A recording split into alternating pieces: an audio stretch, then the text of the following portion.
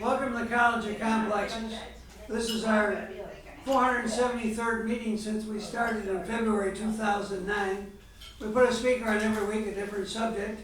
We require a speaker to take a position on an issue or express a point of view that is before or against something. We don't care what it is. We give them an hour to make a presentation. If they go for an hour, we cut them off. If anybody interrupts the speaker, we mind the interrupter. We listen to only one fool at a time. It's one of our rules.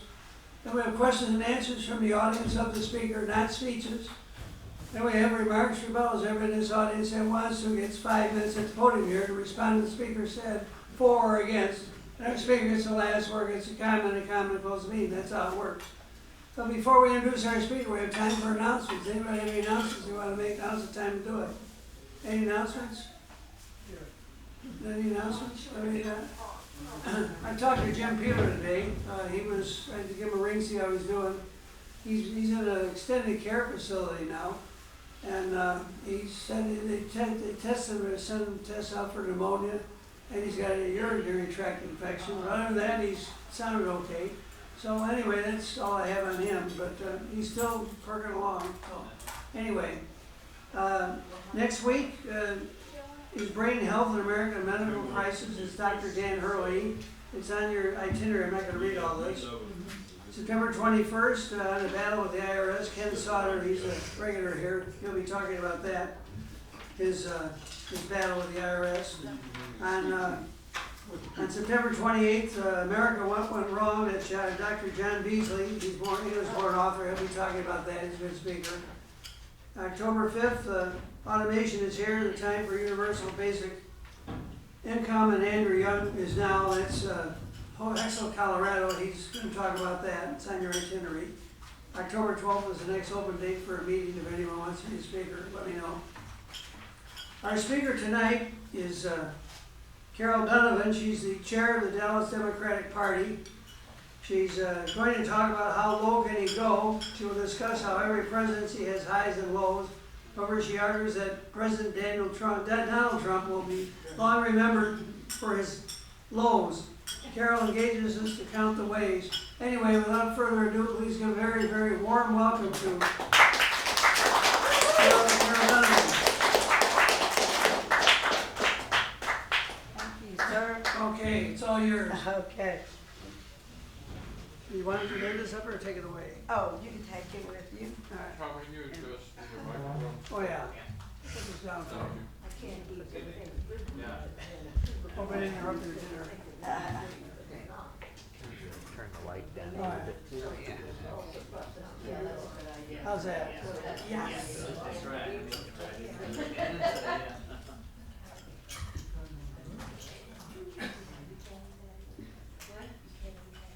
Good evening. My name is Carol Donovan, and I am your Dallas County Democratic Party chair. I don't usually start out that way when I'm talking to a nonpartisan group, but I feel compelled to make full disclosure to you in view of tonight's topic, because I am a Democrat. And the title of my speech is Trump, How Low Can He Go? Despite that disclosure, however, I am going to argue that my speech is actually nonpartisan. And here's why. It's because when it comes to the president, Americans are actually more united than you think. After 3 years of his first term, polls reveal that a majority of Americans think that President Trump is not fit to serve as president, he is not level-headed, and he should stop tweeting. And I think it is amazing that the majority of Americans can agree on that, especially when we are now in the throes of preparing for the 2020 election. Now, let me just get out my personal viewpoint right out on the table. I think Donald Trump is the worst president that the United States has ever had. And I'll also add that I think that Mr. Trump makes Richard Nixon look like a choir boy. But I'm not alone in this view. Many of you in the room already know that Donald Trump lacks the ethics, experience, and the intellect to lead this country. And what I'm concerned about is the damage that he will leave behind, whether he leaves in 2020 or whether he leaves in 24. It's going to take years to undo the damage that he has wrought in this country.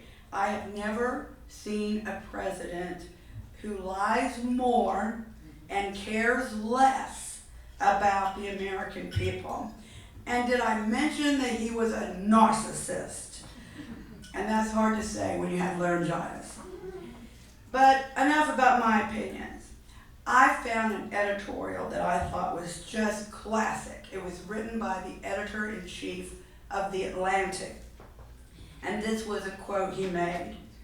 He says, in an October 2016 editorial, The Atlantic wrote of Donald Trump, he is a demagogue, a xenophobe, a sexist, a know-nothing, and a liar. Trump expresses admiration for authoritarian rulers and evinces authoritarian tendencies himself. Trump is easily goaded, a poor quality for someone seeking control of Americans' nuclear arsenal. He is an enemy of fact-based discourse.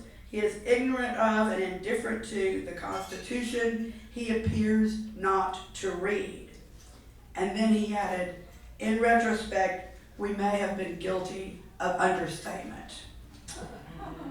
So as God is my witness, I want y'all to know that I really tried to give Donald Trump a chance. No, I did not vote for him. But once he became the president, I did what I've always done as an American, is I set my mind to acknowledge that that was the president of the United States.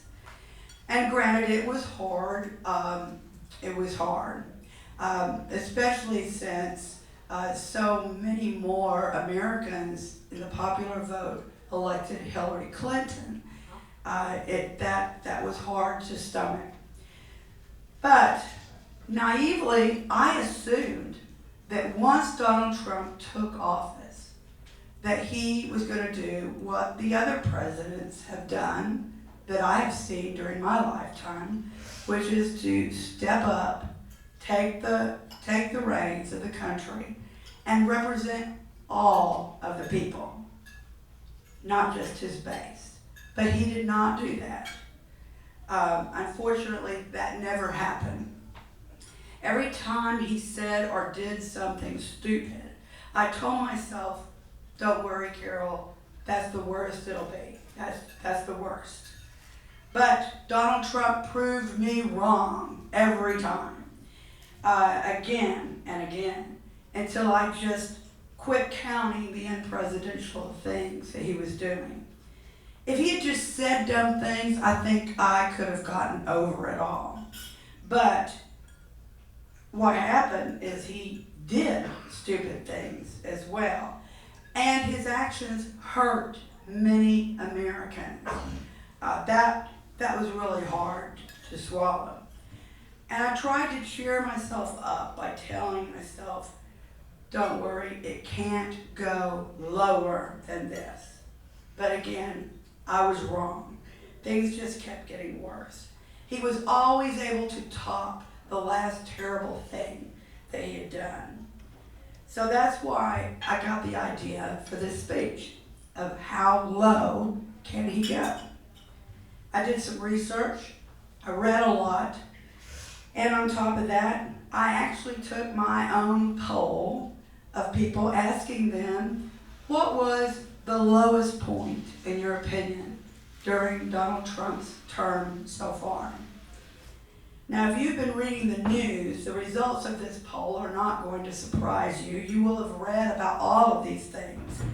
But I think it's interesting to find out what things people thought were the worst.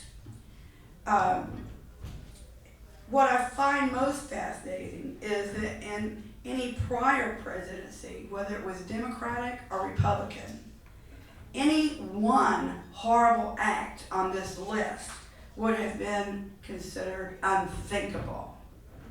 Well, there's a lot of unthinkable things that are on this list. So that said, let's go on to the poll results. I have grouped these answers by category, since our president appears to be consistent in demeaning women, African Americans, Hispanics, immigrants, and poor people. American Indians. And American Indians, yes. And disabled. And the disabled, that's true. And the trans. That's we could go on and on. And then what I did is I listed the answers that people gave in this poll based on what particular answers were coming up more often than others. Has anyone in this room ever watched David Letterman back when he was on TV? And he would give his top 10 list. Well, here we go. It's going to be a top 10 list with the answer most often given being at the end. Number 10, hypocrisy is the category. Refusing to take a photo of his young daughter because she was fat, in his opinion, even though he was overweight at the time.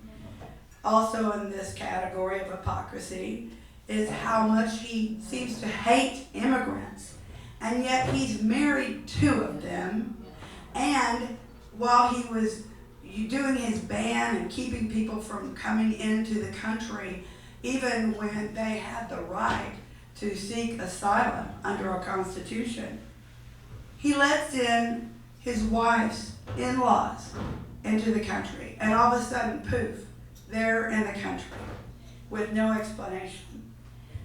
Number 9, under the category of lies. He lies to divide the country. He lies about crowd size at every event he has. He lies about his weight and his height. And if you remember, he tried to reward the White House doctor who backed him up on saying how little he weighed and how tall he was by nominating that gentleman to be director of the Veterans Affairs. It didn't work. Congress did not approve. According to the Washington Post, who has actually kept record of every lie that Donald Trump has made, he has told over 12,000 false and misleading claims, otherwise known as lies. And that's during the entire 3 years that he's been president. Number 8, and with the category I call white supremacy. People are still upset that he faulted the peaceful protesters after white supremacists drove a truck into the crowd, killing 1 woman and injuring 28 people. Under the category of women, number 7, people are upset about the way he handles women, about the way he talks about women. We will never forget the Hollywood Access tape when he said that if he sees a beautiful woman, he just starts kissing them. No permission granted, I might add. And he grabs them by the you know what. That still is remembered by many people. And it's amazing. When I heard that on television during the 2016 campaign, I said, oh, well, that's it. There's no way that that man is going to be elected president. I was wrong. Number 6, under the category of immigrants, and frankly, there's a lot of these in this category.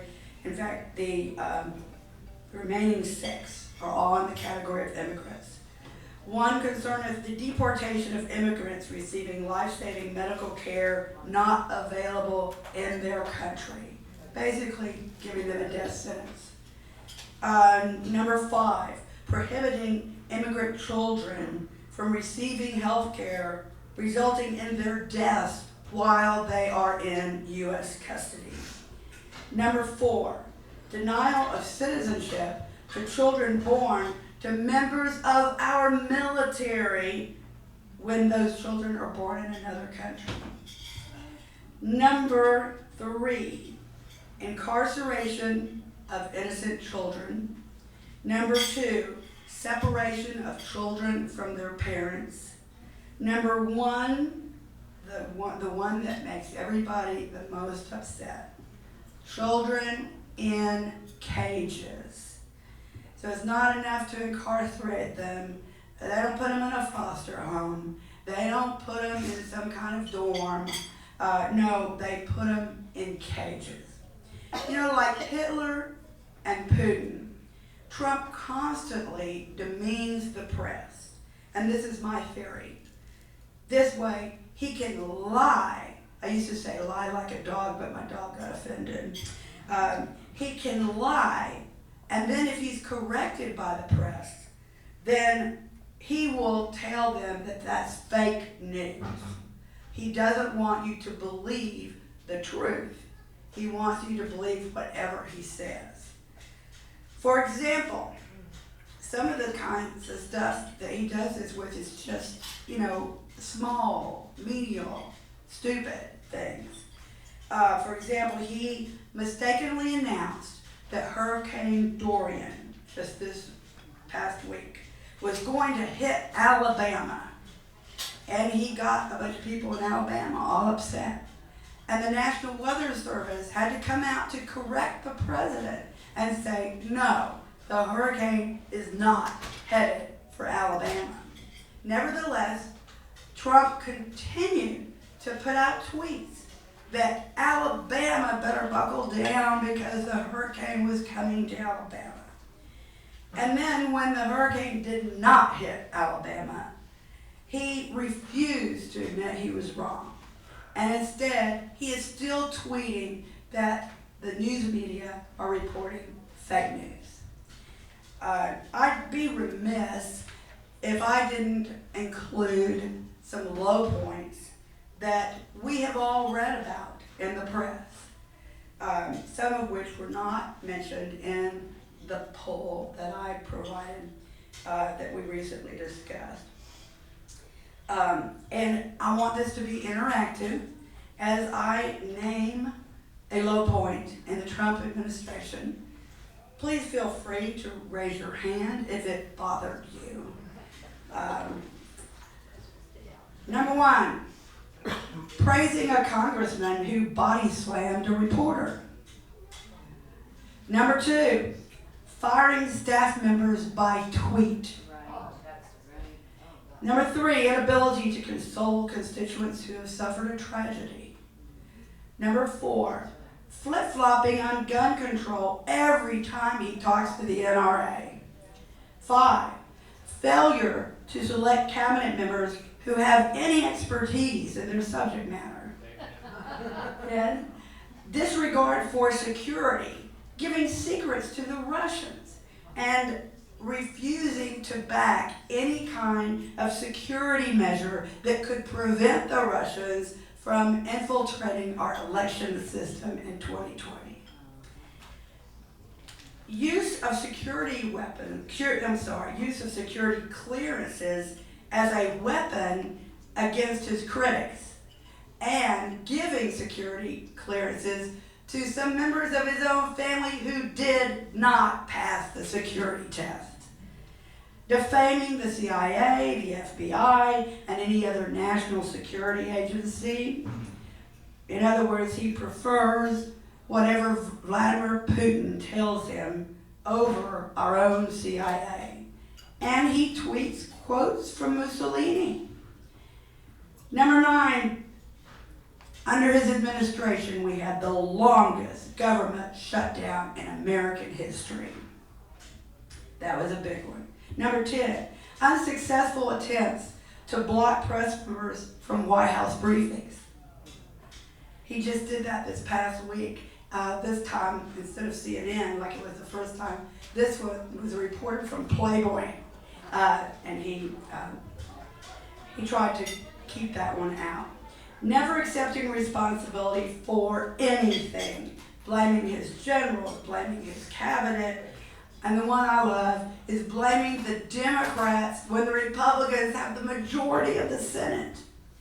Helping the Saudis cover up a gruesome murder of a member of the American press. withdrawing from treaties like the Paris Agreement and the Iraqi Agreement. In negotiations with North Korean dictator, he threatened to press the nuclear button. I don't know if he thought that was funny or if that was just his bad temperament. Number 15, the White House is a revolving door of staff members. I mean, every time we look up, there's another staff member exiting, either because they were fired or because they decided they couldn't handle it anymore. Number 16, Trump mocks women who have been sexually abused. And if they accuse him of sexually abusing them, he laughs and says, "Oh, she's not my type." Trump mocking disabled people. We know he's done that. He refers to third world countries publicly as shithole countries. He throws paper towels at Puerto Rican hurricane survivors. The name calling anybody who disagrees with him. For example, he called his ex-paramour horseface. He tried to ban all Muslims from the United States, but he left out of his travel ban any country with which he did business.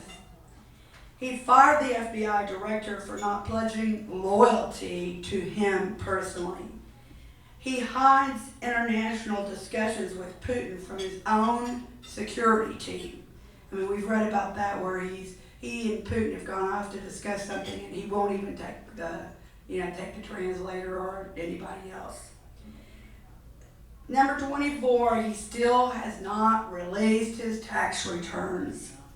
And I don't know if it's because he doesn't have as much money as he told us that he had, or if it's because there's something he is hiding. Because every prior presidential candidate in modern times have released their tax returns to show what, if any, potential conflicts of interest there might be.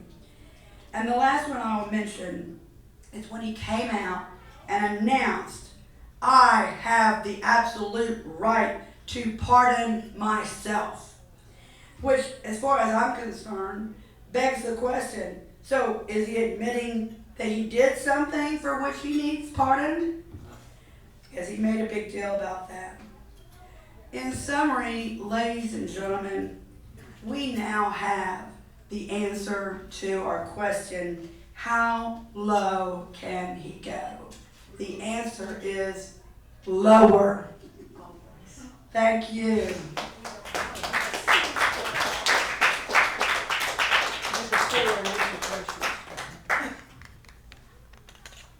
Who wants to be first?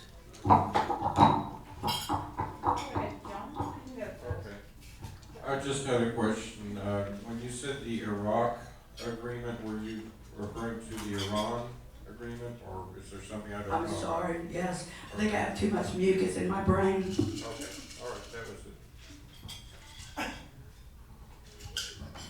Carol, with regard to the overseas military government workers, okay, part of that they may not receive, their children may not receive citizenship.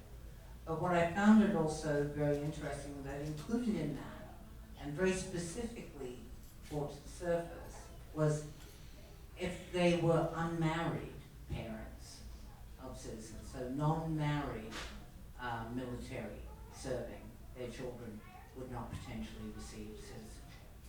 So do you think that that was just another bone to the religious right to back him up on that? It could have been. I personally think that he is doing everything he can to keep anybody who was not born and raised in the United States out of the country. Because we used to have a deal with the military that if someone who was not a citizen fought for our country in the military, then they would get citizenship, and he has cut that off so that there's no more incentive for those folks. And he's gonna have a problem because he's goading some of these countries into a war, and he's gonna need a lot of people because we don't have a draft anymore, and I don't think the Congress is gonna give it to them. No, true. And one more question, as it relates to the DNC specifically, okay? What are the plans, first off, what's the DNC's view as it relates to the Electoral College? Okay, that's question number one. And number two, did I hear it correctly? Are they just hopefully doing away with those horrid super delegates, or are they just leaving it to the very end before they're applied? And why have them to begin with? That doesn't seem democratic to me, Right. quite frankly. I think the superdelegates was a way of making sure that certain elected officials could participate without going through the convention process, like all of us would have to do. But so far, I think all of that is talk. I have not heard the DNC come to a specific position on the delegates or the Electoral College, nor have I heard the Texas Democratic Party. And I must admit that the Dallas County Democratic Party here locally has not made a formal position, but I can tell you personally, I think we ought to get rid of that Electoral College, because, I mean, I can understand way back when, when the population was, more random, I can understand why they were worried about one state being able to control everything, but I don't think that's gonna happen now. We got people spread out all over the US. Does the Democratic Party feel responsible to the American public for giving us Hillary Clinton to vote for? I mean, she went in, she destroyed the country of Libya. It's absolute chaos now. She has a grossly illegal charity fund. I mean, there's a lot. She's an incredibly flawed candidate, and that's what you gave us to choose to pick from. I mean, do you feel any responsibility for Trump being president? I don't, because I exercised my right to vote, and I got out there, and I encouraged other people to get out there. I don't think any party should feel a responsibility about a particular candidate becoming their nominee if in fact that person was voted upon by all the people in the United States. I mean, at the beginning, you might talk to the Republican Party, for example, about, oh my God, really? Is Trump the best you got? Well, they had about, 14 or 15 candidates just like we do now. And it'd be one thing on the front end if they had not maybe encouraged certain people to also run, hoping that they would do well. But when Trump went around, like everybody else in the process, the Republicans voted for Trump. The same thing happened with Hillary. The people voted for her. I think another problem with the Hillary campaign, because at that point, basically it was, boiled down to just her and Bernie, in the Democratic race. And Bernie made no qualms. He had no qualms about telling you, I'm not a Democrat. He said, I'm an independent, I'm socialist. And that, I think, didn't appeal to a lot of Democrats. They didn't want to vote for someone who was not a Democrat. Yes. I thought Tulsi Gabbard did very well in the debates, and being former military, I just thought she had a lot going for her, and I was kind of really surprised how the press just trashed her afterward. What is the Democratic Party's position on her? Well, the Democratic Party is supposed to be staying out of making any statements to prefer one Democrat over another, because it's supposed to be an election. We're supposed to let the people decide.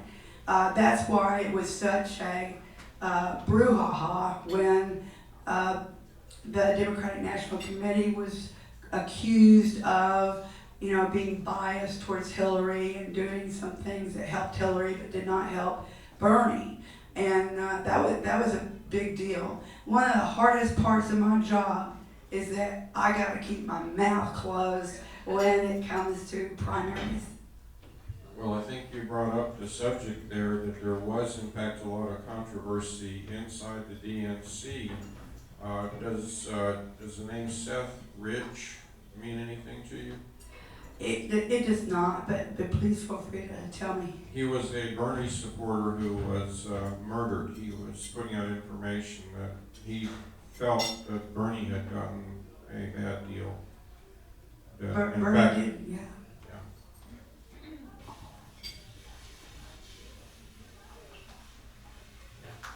I'll get an argument with you about the electoral college. As wherever I saw numbers, 4 states, should that be eliminated, 4 states will control all federal elections: California, Texas, Florida, and New York. And as long as those 4 states go to one party or the other, then nobody else's vote in the entire country will matter. And I think personally that the Electoral College is almost magically brilliant, and that doing away with it will literally destroy the democracy as we know it. It also would upset Iowa and New Hampshire because they feel like they get their first Right. foot in the door. True, and they matter way more than that.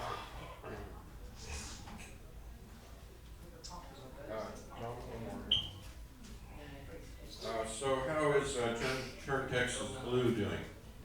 Can you have a bias on that point? Yes, I can have a bias, pretty much anything that doesn't have to argue between 2 Democratic candidates.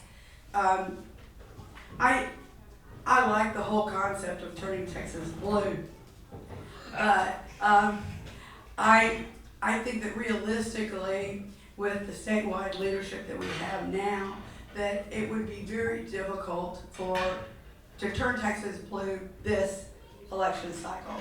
I do think that there's some truth about making Texas purple.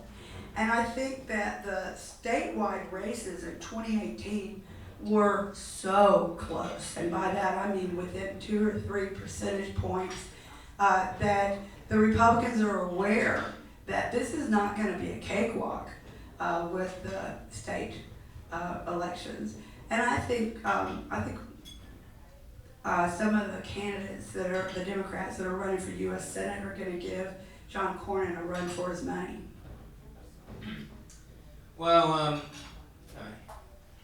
I saw like a rise of white supremacy in these last 2 years, and my question is, are you surprised at how it grows with the youth of the alt-right, and how with all these recent attacks, these shootings like Charlottesville and El Paso being originating from like sites like 4chan or 8chan or movements like Gamergate. What's your analysis on how all of it came to be and how it goes to the election of Donald Trump and how he's giving them a pat on the back? Well, there have now been, I believe it's 256 mass shootings just this year in the United States. And just recently, every time there is a mass shooting, Donald Trump comes out and says, oh, we got to do something about this. We got to, do background checks. We got to, control who has access to guns. And then the NRA calls him, and within 24 hours, he comes back and says, no, that won't solve the problem. We're not going to do background checks. We're not going to limit people on their guns.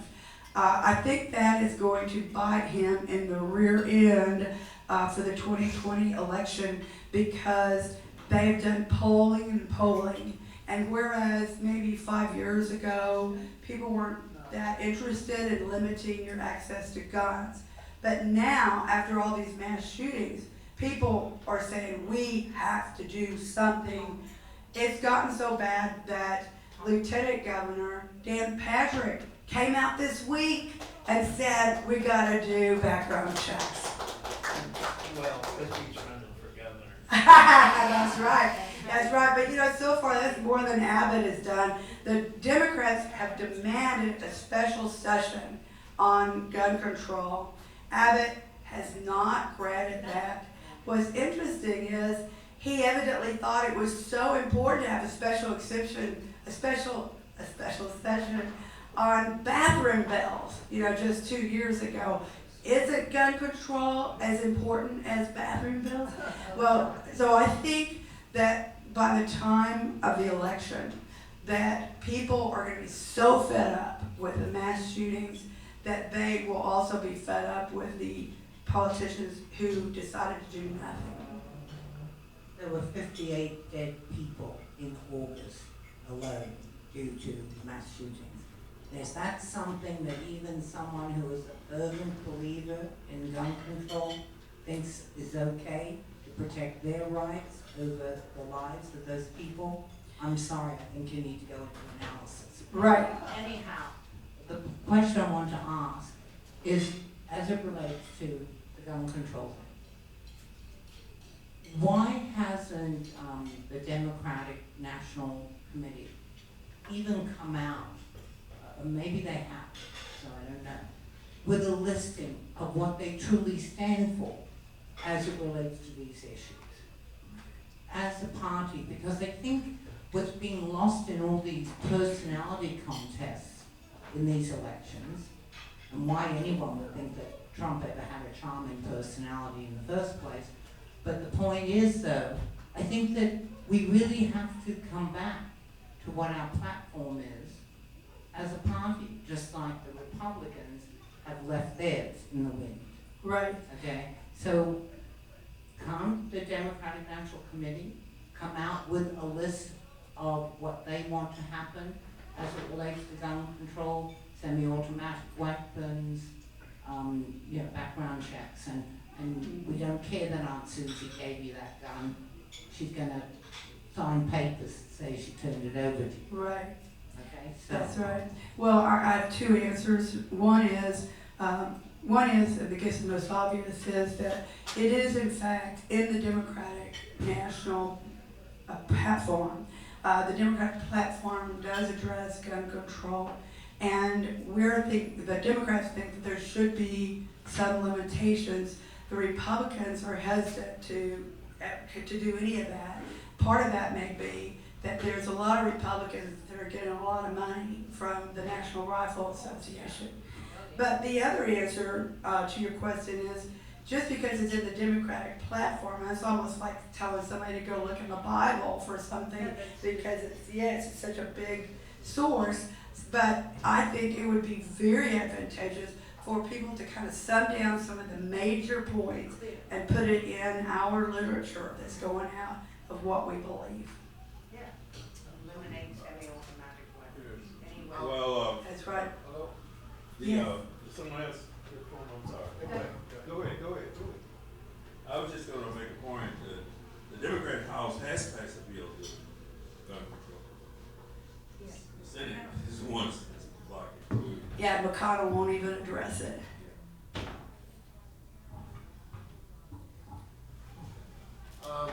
What the Republicans are gonna say, and I'm curious about your response, they're gonna say guns are used in self-defense in the country 1.5 million times a year. I've heard that number a couple of times, whether it's true or not, but that there's some large number of times that people use guns in self-defense.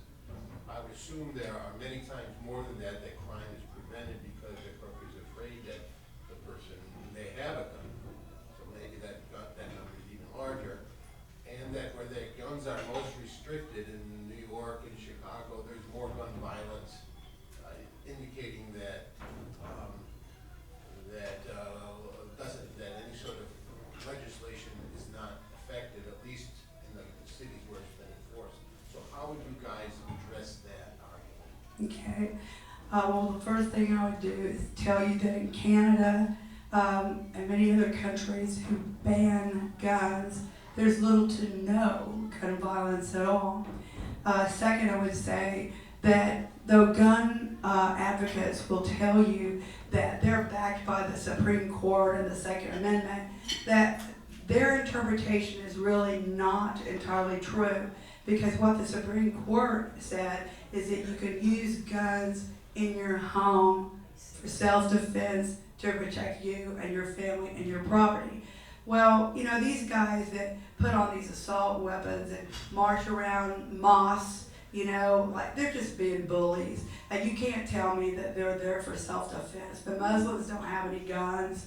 What? The Muslims with those mosques and those mosques, you've heard about these guys that just parade around the mosque and they're just, you know, making a demonstration. They're not attacked.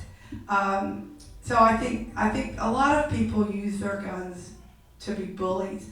If it's for self-defense, then why do we have to have open carry? You know, really? I mean, if your gun is only for self-defense, then why do you have to wear it on your vest or on your shoulder?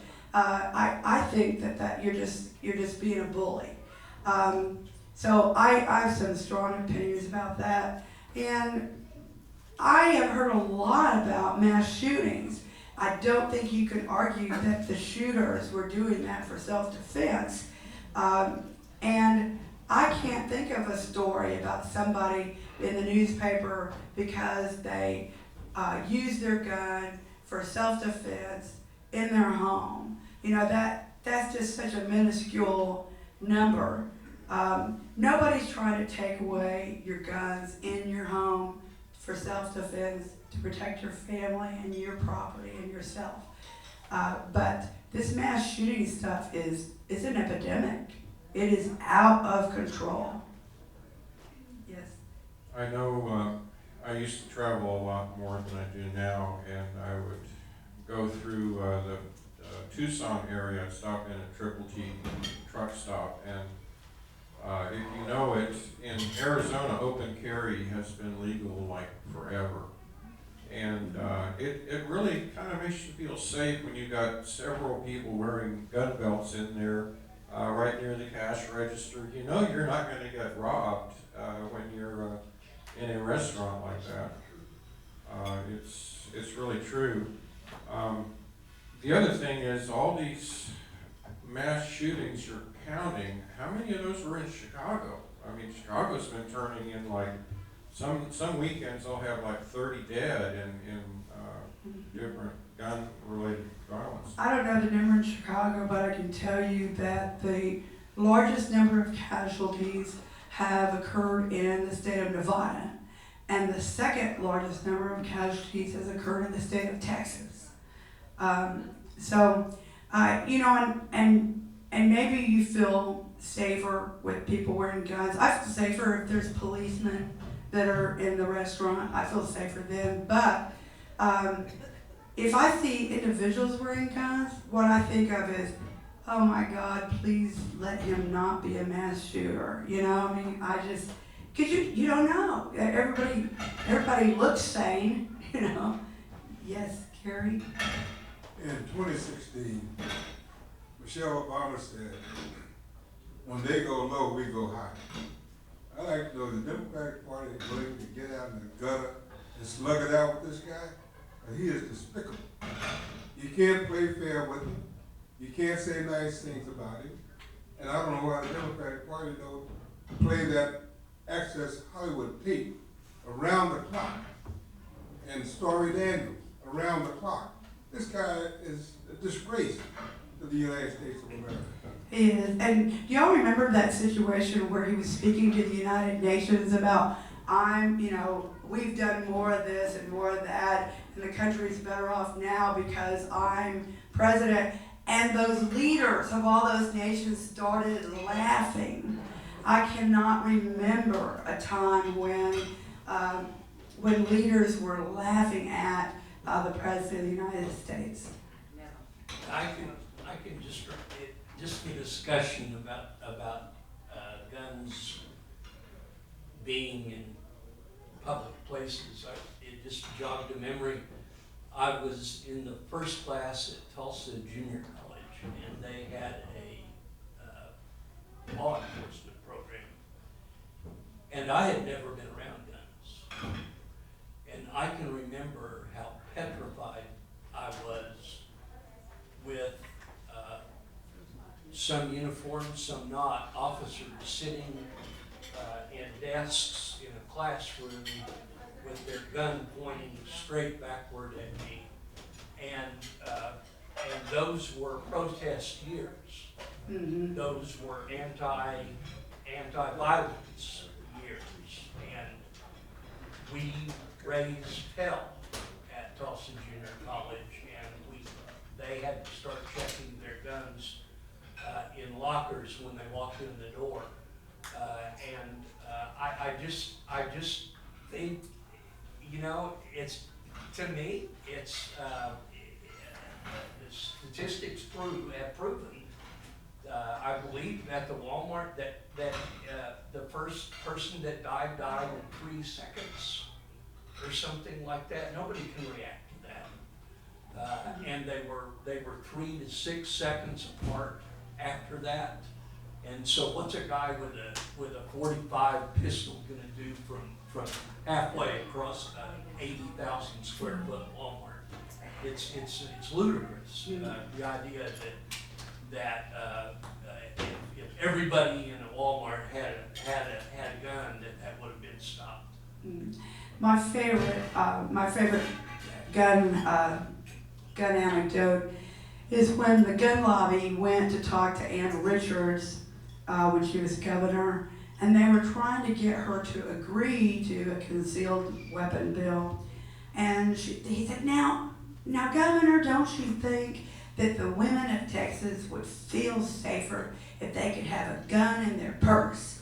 And she said, ain't no woman's gonna be able to find a gun in her purse when she needs it. Well, that may play real well as they quote, but I know a lot of women who pack. So, we're talking about mass shootings, and we had one here right in Dallas, right downtown in the shadow of Reunion Tower there. Yes.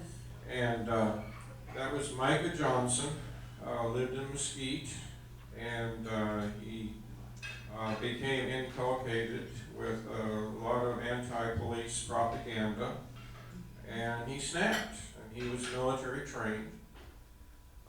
They had about, and I'm taking, my account is from a Mesquite policeman who went down there right after it happened. He wasn't there while the firing was going on, but they had 5 officers killed. They had some others injured, and they had about 30 officers there, and they had absolutely no cover. And this guy was picking them off. They said afterward they could have lost about 30 officers, Right. literally. Like at the beginning, they didn't even know where it was coming from, right? Right. So what happened is a civilian showed up with a rifle. In this case, it was actually a shotgun. The civilian charged Micah Johnson, forced him down the hallway into a room where he was blind, and then the civilian left by a different way. He left out a different way, which that's special forces training. Maybe he was special forces. Right. But that helped them get him pinned down there, and that saved the lives of officers. Now, I'm just telling you, Dallas City Council, all they would fund the PD with were pistols, and they were firing. They were having to confront somebody with an automatic rifle, not automatic, semi-auto rifle. So I'm just telling you, if civilian ownership is such a bad thing, well, there's an example of where it really helped. Okay, and in case there's been any misunderstanding, I and the Democratic Party have never taken a position that people should not be able to own guns. What we've said is that there should be some protections like background checks. This last guy who was involved in the mass shooting in Midland, Odessa, when they looked into it, they found that he got the gun on a private sale, but only after he had tried to buy it and was not allowed to buy a gun because of mental health reasons. So it was his access through a private sale that caused him to have access to a gun.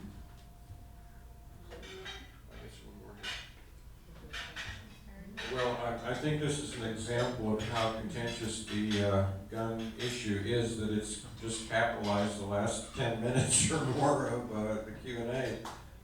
So what do you think about that?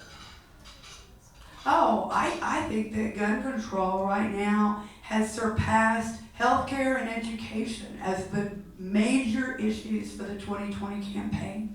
If you had asked me, oh gosh, 2 months ago, I would say it's, healthcare, the economy, and education. Those were the ones that people were talking to me about. If I knock on doors and say, what do you think the most important issue is? It was going to be one of those. But now, you cannot talk to somebody about the most important issues without them putting gun control at the top of the list.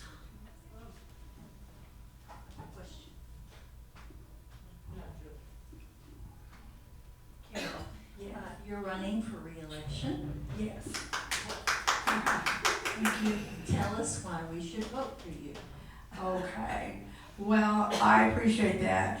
A lot of people don't know what the chair of a party does.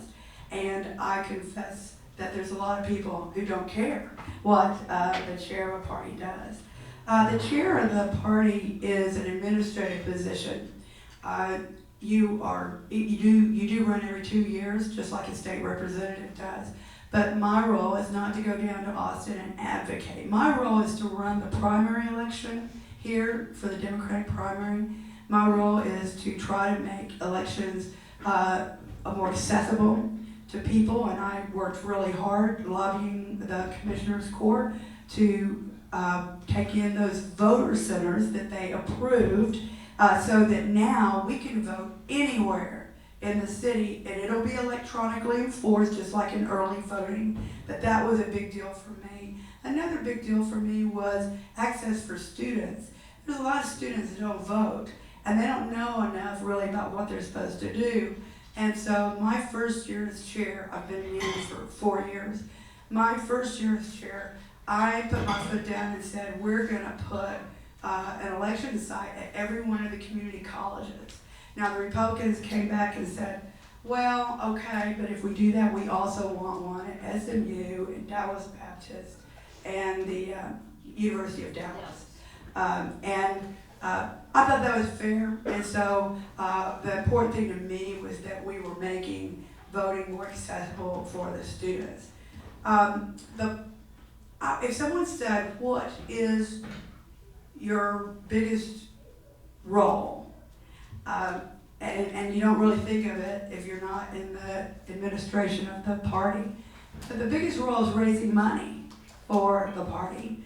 And during the 4 years that I've been the chair, I have raised over $2 million for the party so that we can operate, so we can fund our what we call our coordinated campaign, when we stay out of everything during the primary. But then, boy, once we have our Democratic nominees, we jump in with both feet and we work really hard to get those elected. And just this past election, the 2018 election, Democrats won 12 of 14 state representative seats. They won every county-wide seat. They won all of the Court of Appeals positions that were on the ballot. And in addition to that, we took back a congressional seat, we took back a state senate seat, and we took back the district attorney's office. So I'm real proud about that.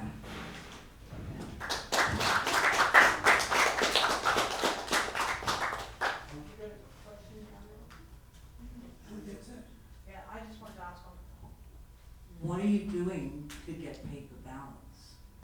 Oh, the deal was, and I have to give Commissioner John Wiley Price credit for this, because he was the one who said at the beginning, if we get new election equipment, by golly, it's going to have paper receipts so that as soon as you vote, you look down and you can confirm that that's who you voted for. Some of y'all may have heard, even as recently as 2018, of somebody voting for somebody and then the machine went for somebody else. Well, if you didn't have a paper receipt, you could have walked off without even knowing that. That's not the same thing as a paper ballot, is it? That isn't. No, the paper ballots, if you're talking about going back to the old days where we, count paper ballots, Physical record, I'm sorry? a physical record of who voted, we can go back, if there's any problem, you can go back and count votes. Right, well, I don't think you're gonna be able to convince the commissioners to go back to that. It took a long time for, to get the results through. But with the new machines that are being brought in for the voter centers, those machines will have a receipt and it will show you how you voted. Yeah, but Carol, that is only as good for as long as the person keeps a receipt if there's a vote in question, period.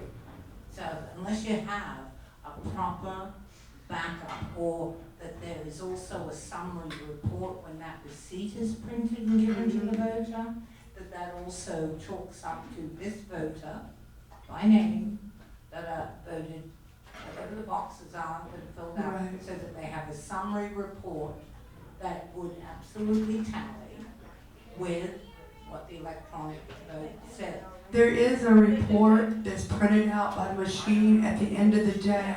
It doesn't have your name, but it has your ballot number. And then there's a separate list where it tells them what person was given what ballot number. Well, fine, they could be it.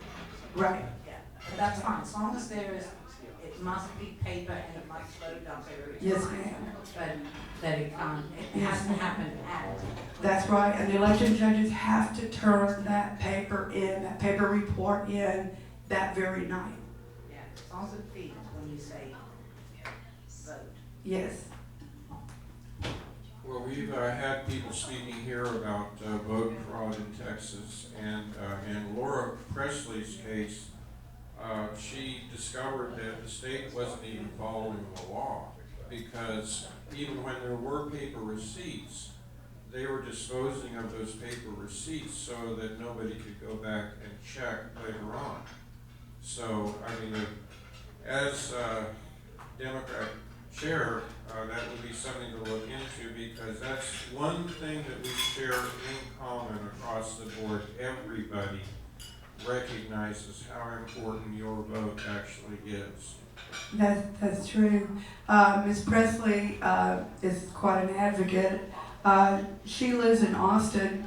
I don't know where she found the irregularity, but I can tell you that I have also served as an election judge here in Dallas, and that those paper receipts go to the county, and that's how they're able to make things balance if there's like a runoff, or somebody's having to, if somebody challenges the vote, that's what they do. Right, a question.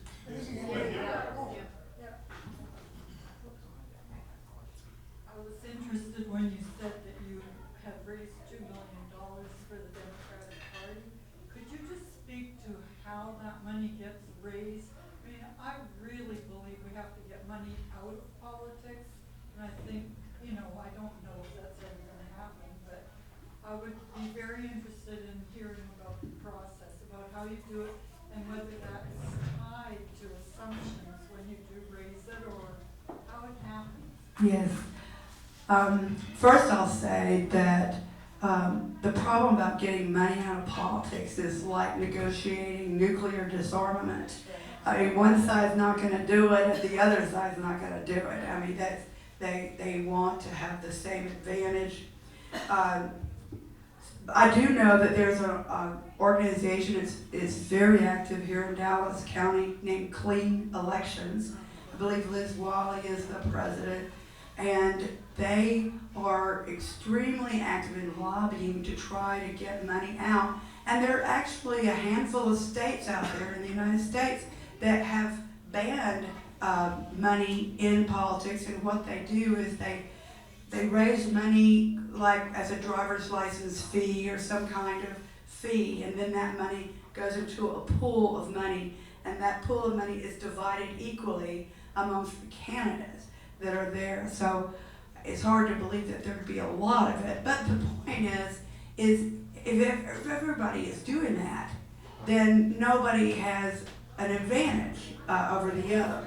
I would love to see a situation where money was out of politics, because you don't want to think that, you know, this person is the best that money can buy. You want to be assured that that person is the one who convinced the voters that they were going to do the best job. Now, as far as what we do, and I don't think it's that different from the Republicans here in Dallas County, except that we'll acknowledge that they raise money with steroids compared to us. We have events, for example, the Fish Fry, Labor Day picnic, the Molly Ivins reception, the Johnson Jordan dinner. All of those functions are fee-based, except for Labor Day. Labor Day has, we offer that for free. However, all the candidates are offered the possibility of buying program ads or buying PowerPoint slides to advertise their candidacy, and that helps to fund even the functions that are not being charged a fee. I also am on the phone a lot, and I will call people that I know are Democrats, and I'll say, hey, you know, I'm calling you to support the Democratic Party, and I will have already looked at their funding record that's on file in Texas. And let's say their average donation is $1,000, and I'll say, and I'd like you to donate $1,000. And some of them say, well, I imagine you would like me to do that. But others will, in fact, donate. So I'm getting them from individuals, some organizations, some unions, though we have to keep the union money separate by law. We have a separate account for money from unions and the grassroots. And just to follow up on that, I heard Andrew Yang propose that every citizen be given something like $100 Dem, and then you can send your $20 to this candidate that you like, or $5 to that one, or $100, you know, to whatever candidate you like, and that would be a fair way to get the money out of politics. And I thought, I have never heard that as a proposal before. I just wondered if you were familiar with that or what you thought about it. I've heard it. I actually heard the number $1,000. How about y'all? Did y'all hear 100 or 1,000? That's a different, yeah. There's two things. The 1,000 is so that he can buy a Harley. And seriously, at least he would spend it, right, instead of hoarding it. The economy. That would fire the economy. The other was he did call them Dem dollars. He proposed $100 Dem dollars, and then so you would have like a coupon book that you could then give to your candidates, or however it would be distributed, and that would be I'm assuming per person over 18. Probably per registered voter, maybe. I have no idea. I heard one of his opponents who had calculated how much money that was going to come to. You know, if you took everybody in the United States, that it was going to be a lot of money. And I remember thinking, heck, if we're going to give that much money out, I'd rather give free tuition to colleges, you know. But the one reason we're not doing that is because we don't have a whole bunch of extra money to do that. I would love to see a free college program. You know, I know nothing about economics and finance, but I think I could raise the money overnight if I were in charge. I honest to God do. Well, I'd like you to volunteer for the Dallas County Democratic Party. I mean, if I were in charge, I think we know what to do imagine that we're gonna continue not taxing football leagues, Amazon, and giving the rich the extra breaks and not saying, I love Elizabeth Warren, what she says about taxing over $50 billion a year. Come on, folks, we know how to get this money. It's just we need to do it. This is it, you got a question? Sorry. I don't I have a don't question. know the No. rules, I'm Yeah, you just, sorry. it's to a point. I have to have a question, okay, thank you. I think we're out of questions. I think you get to sit down. I'll get to sit down. Okay, thank you all very much.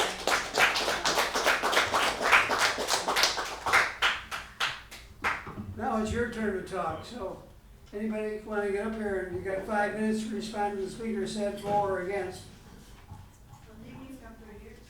No, no. Oh.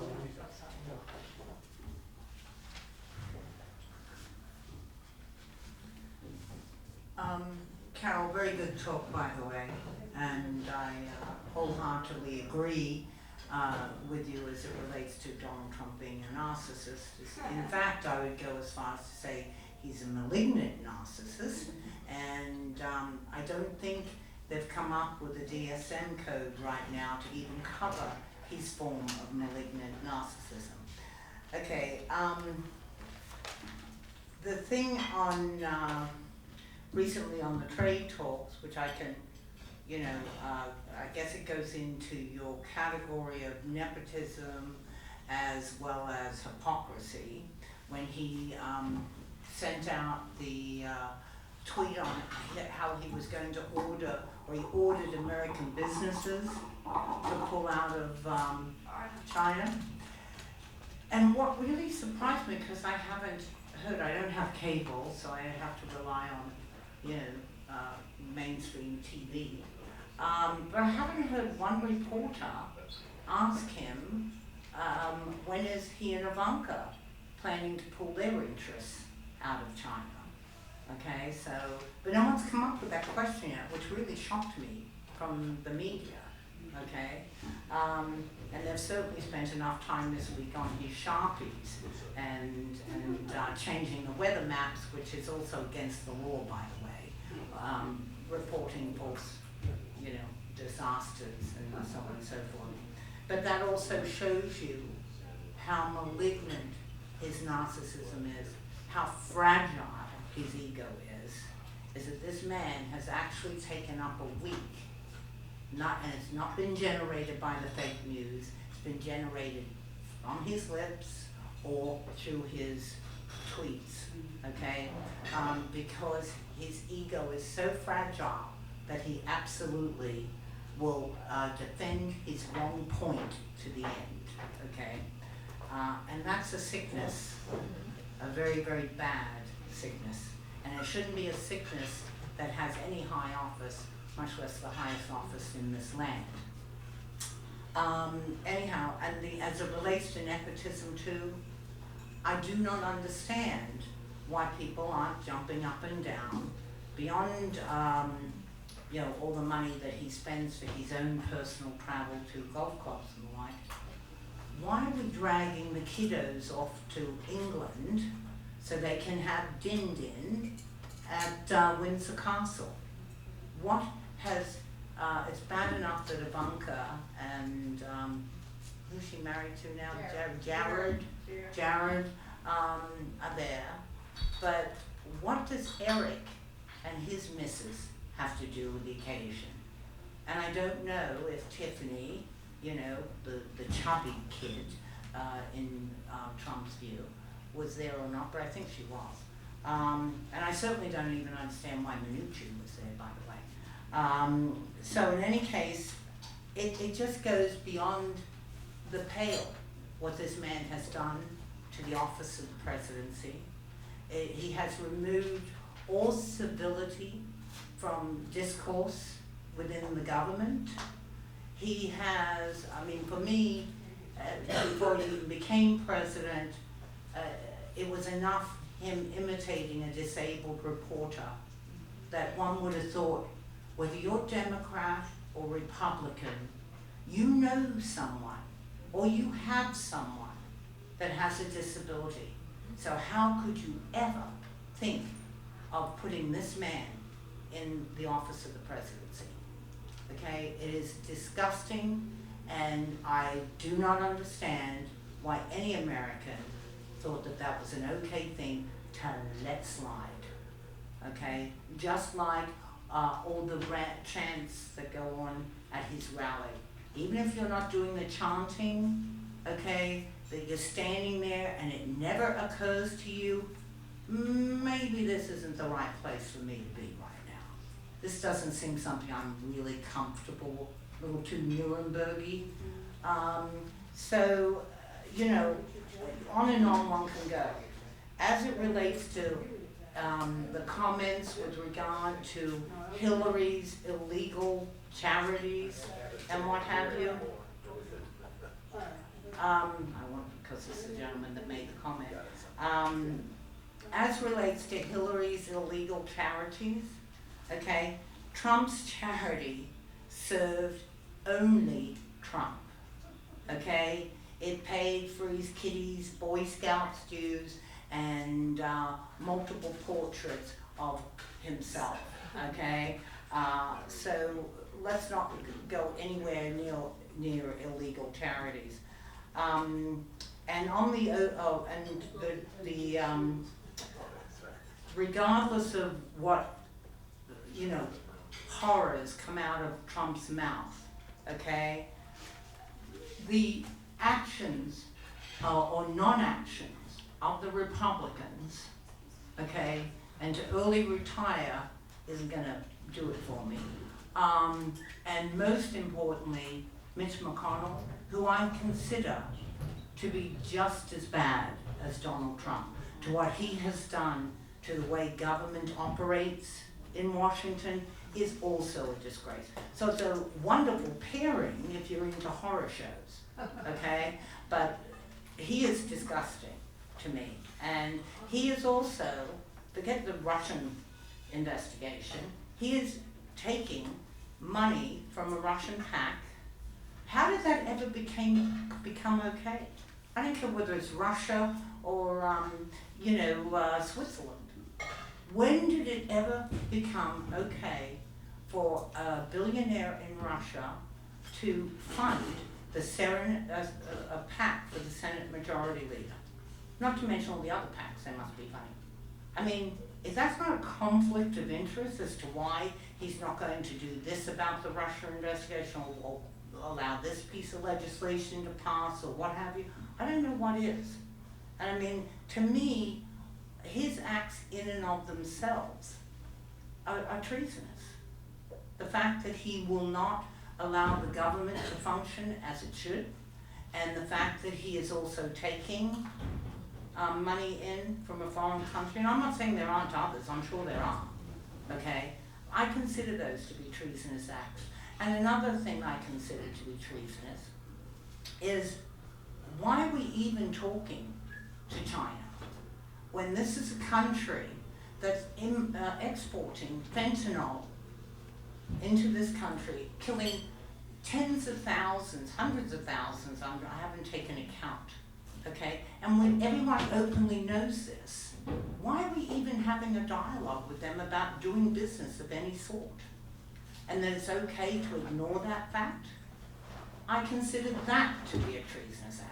To have a relationship with a country that is killing hundreds and hundreds and hundreds of thousands of citizens and more to come, okay? And we know this, it's open. And they could go in China and shut that down in a New York minute. And I'm sure that if we were exporting fentanyl to China or what have you, you know, the 5-year leap on that would be about 5 seconds, okay, to shut it down.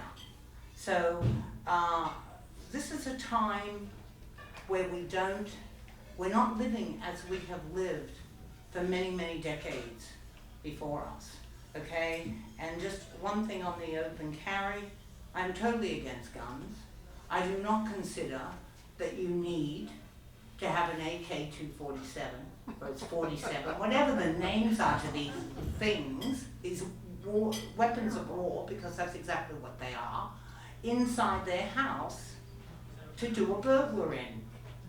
Okay? Sorry. And if you want to go to a firing range and have fun shooting one of those things, fine. Check one out at the front desk. Okay? You want to go practice, shoot, check it out at the front desk. Return it just as you do a bowling ball. Okay? No one is going to deny you your fun and entertainment. Period. And nor do I want to see anyone walking around the street with a gun, even attached to their belt. I don't want them in colleges. I don't want them anywhere. And I don't think that the corporations, the Walmarts and what have you of the world, needs to put it in terms of we would like our customers not to. It should be, you ain't coming in here if you're wearing one of those things. Okay? And no one should. This is the wild, not the Wild West, and you know, someone walks into a restaurant with it. God, I hope that they don't get shortchanged. Does that mean that they have the right then to get so flustered that they'll shoot up the cashier, and maybe more appropriately will do so, especially if they're a minority, so they'll think they'll been insulted 2 times? This is an outrage, and it has to come to an end.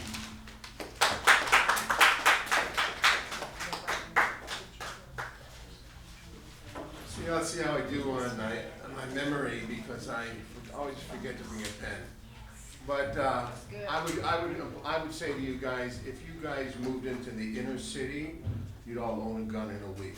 It's a very dangerous place, and you can't tell people who live there they can't defend themselves. And I want one in my house too, and I don't live in the inner city. The next thing I'd like to remind you of is that buildings don't fall through the path of most resistance, and if they do fall through resistance, they don't achieve free fall speed. There were no weapons of mass destruction, and this country, I mean, if you want to get indignant about something, if you want to get indignant about Trump or whatever, this country has killed hundreds of thousands, millions of people based on lies, period. You want to hate somebody? Hate Bush, hate Obama, hate Hillary, hate Clinton. These people were all involved in that fraud, and our country, we've killed millions, and that makes us an evil country. Let's see. You know, Donald Trump may be an ass, but he's my ass. I'm fine with the TPP. I'm glad we didn't get involved in that. It was going to transfer our sovereignty offshore into corporate boards. I'm fine with I'm fine with NATO paying more. I'm fine with trying to get jobs to move back here by raising the tariffs commensurate with what they are on us. I forget other things that I like that Trump's doing. And if you guys just run on Trump's an ass, everybody knows he's an ass. He runs on the fact that he's an ass. He was an ass at the debates when he got elected last time. It's the idea that he's doing some things that at least conservative likes. I believe in the nation state. If you're going to have I believe that's a good way for human beings to organize themselves. And if you're going to have a state, then you have to have borders. So he's making an attempt to do it. I don't know if there's a better way, but nobody else tried. So this whole argument, Trump's an ass, vote for us, I don't think it's going to win. I think you better come up with a candidate who has some common sense proposals that the Joe Blow American likes. Thanks.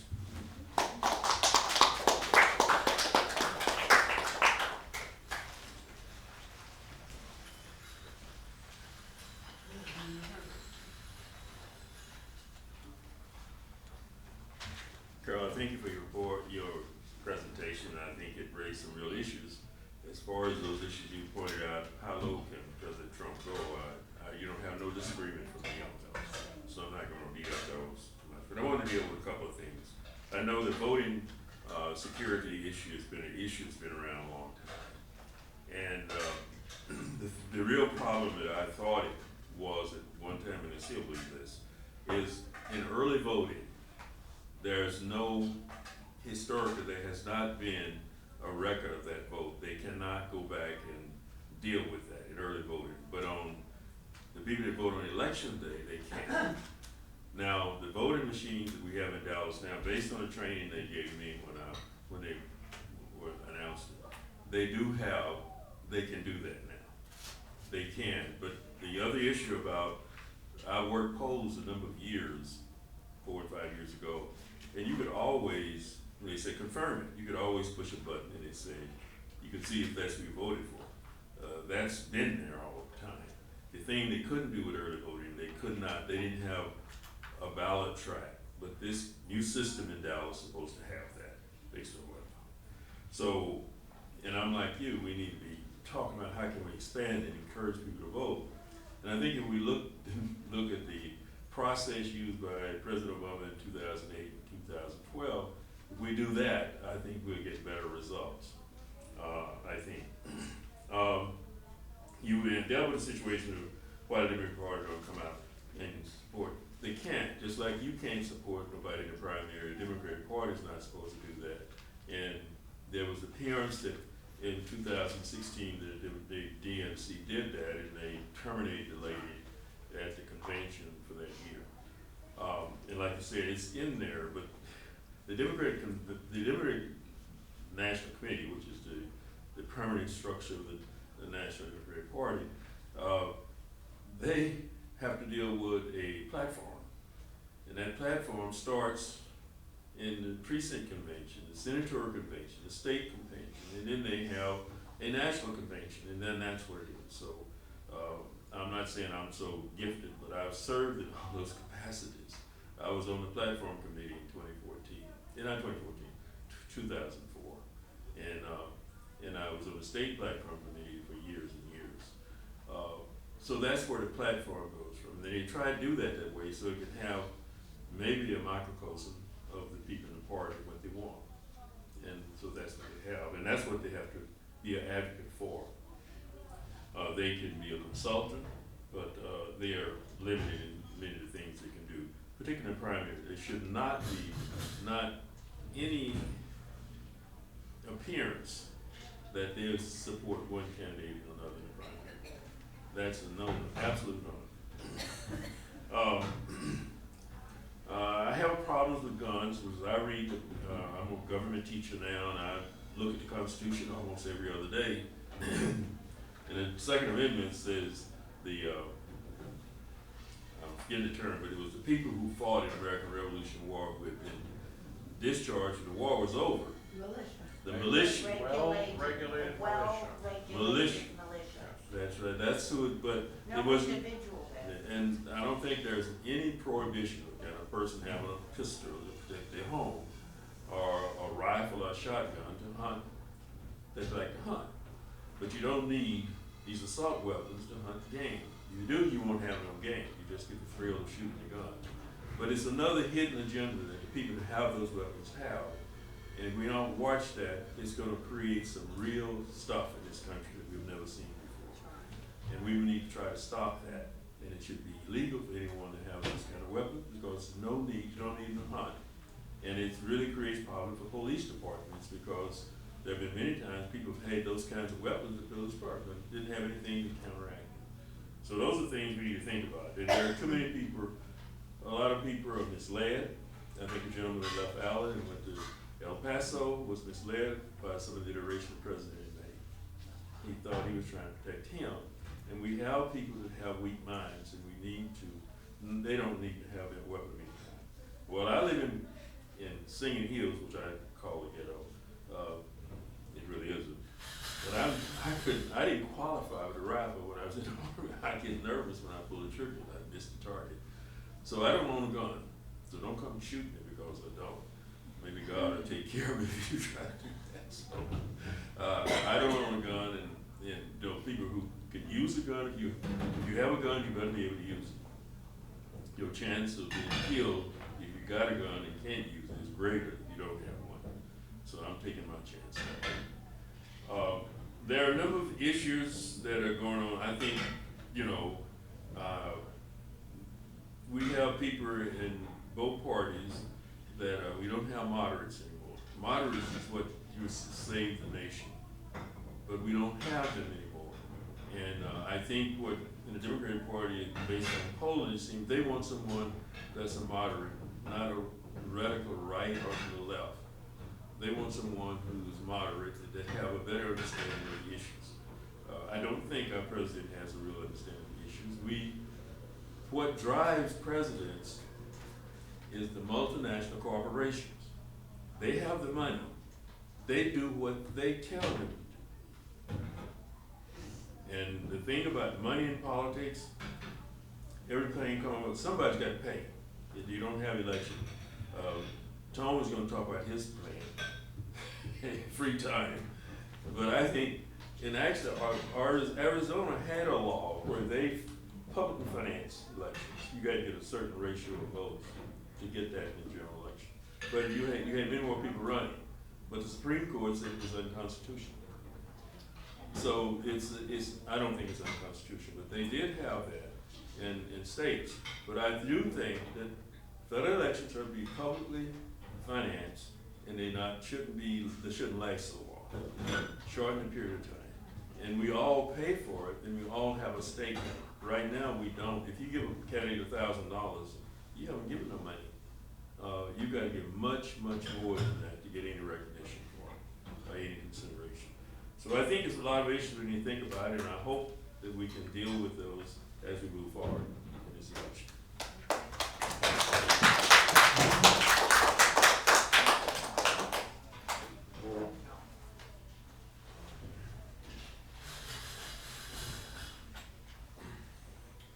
Well, I appreciate what the speaker brought to the table. I don't agree with it, but I would say if I were to characterize the present state of affairs, it's like a bad divorce playing out in Judge Judy's court. We have such polarized views. I can go to a conservative meeting and people there literally think Trump walks on water. They think every decision he makes is the right decision, even I can tell sometimes there were bad decisions. But I think that one of the things I love is I love the list of Trump's enemies. Even the Pope came out against Trump. International bankers, it's just amazing. It's a long list, and that is why Middle America in Flyover Zone actually believes Trump is representing them. It's because they see how all these different interest groups and factions and so forth, they're unhappy with Trump. The media has gotten away with things with this president that I've never seen before. I mean, it's broken records. Well, sometimes they say there's no bad press. I mean, they used to say that in Broadway is there's no bad press. Any press is good press. But it's a really dicey situation. There's several trends that disturb me. One trend is what I call the magic looking glass, where now we're going to focus on Trump and all of his imperfections, and I have to admit there are some. But we're going to not talk about all of these other things going on with anybody else. I'm watching Hillary smashing Blackberries and bleach-fitting hard drives and so forth, and disposing of 30,000 emails after she was subpoenaed. There's a two-tier justice system in this country. We had some guy come in here in this meeting a couple of months ago who basically said Hillary's not going to see a day of jail because she's family. Well, what does that mean? What does that mean? Does that mean, her dad was mobbed there in Chicago and that there's so much defending and writing on that corrupt system there. You know, we've got immense problems with corruption in the country, and you're not going to deal with the corruption by focusing the way you do on Trump and ignoring everything else going on. So that's one factor that's disturbing, and it just totally went out of my mind what the second factor was. So, okay.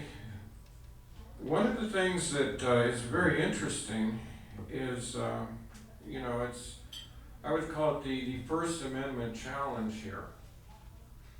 Many of the conservative sites that I listen to on the internet, I mean, they are even changing their vocabulary to not use key words. So Google, YouTube, Facebook will not kick them off. Meanwhile, on the other side of things, you have people making death threats. You have liberals making death threats against people. You have Muslims making death threats against people. And the only people who get censored are people conservative or right.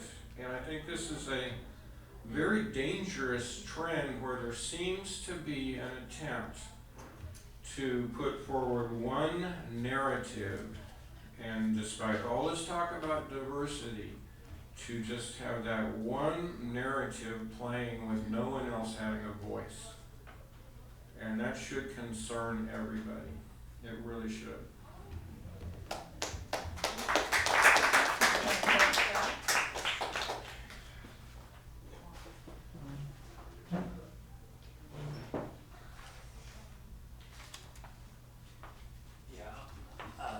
Probably everybody in the room knows that I didn't have much problem with what Carol said. So I think what you said was almost brilliant. As long as all the focus is on Trump, then none of the problems are going to get fixed. What a brilliant explanation for why does the man say the weather is here? Why does the man fly to golf every weekend? Why does he do everything he does? It's in order to do the same thing that Mitch McConnell does, and that's to make sure that the United States government is frozen in place, dead in flight, not functional, taken over by the Russian government. Not electionable. That is his function. He is exactly what you said, drawing so much attention to him in the fashion of a medieval court jester that not one thing will happen. It will be frozen in government, and as you pointed out, all of those places where people meet, they will be gleeful and cheering the great gladiator that is fighting this invisible enemy called fairness. So I think you hit it really on the head of everything that Carol's list pointed off. What would be the benefit of all of those things? That stop the government. So one of the other things that was said was that you actually said, if someone says you're wrong, then that means they're your enemy. Well, I was a teacher for 23 years, and I can tell you that I told a lot of kids that what they did was wrong. And I've told myself what I did was wrong. But that doesn't mean I hate myself.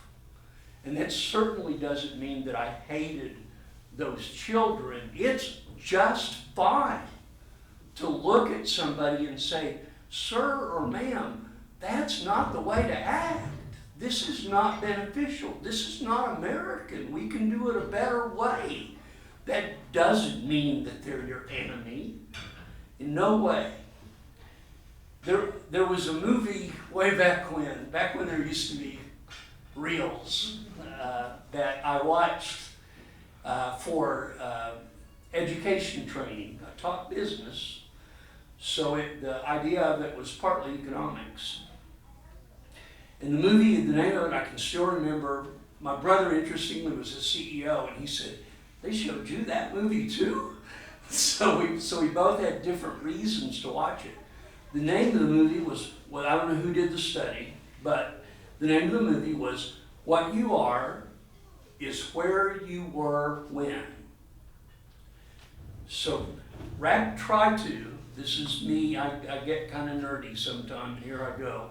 So what you are is where you were when. So to use that, the best example in the movie is that the children that were raised during the Depression literally had like 5 times more propensity to have a completely full refrigerator and a completely stuffed pantry, and maybe even food hidden other places, and valued that so much that they literally invented the modern grocery store, because they knew nothing but to shop and shop and shop, even though their houses were full of food, and they never got out of it. So the fact is that what we are surrounded by affects us much, much later. So there really are 2 things that bother me. When you guys have seen me on days when I couldn't breathe. So you know I have really bad asthma. And when I was 6, I was taken away from my mother. And maybe that's not the right word. I didn't have a father. But I was separated from my parent, my mother, because they believed that asthma was some kind of psychotic problem if the 2 or 3 drugs that they had at the time had not done anything yet. So they shipped me to Arizona, and once every 6 months, I could talk to my mother for 3 minutes on the phone. Now, I was not in a cage. I was surrounded by very untrained matrons. I was in a strange place. The rule there, the National Foundation for Asthmatic Children, the rule there was that only 2 kids could be there from each state.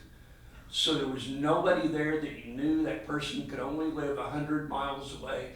And I can tell you that at between 6 and 8 years old, that I made up some weird stories in my head about why had this happened, and why did these people do that, and what did my mother have to do with it, and what did God do to me that made me so wrong? And it just absolutely warps your head. And I don't want you to feel sorry for me, because I've done pretty good at dealing with that. But I can tell you that these kids, it is, first of all, it's not just Trump. Somebody is going, okay, I'll kick the cage and scare the kid, no problem. I like doing that. That makes me feel good, and that's sick.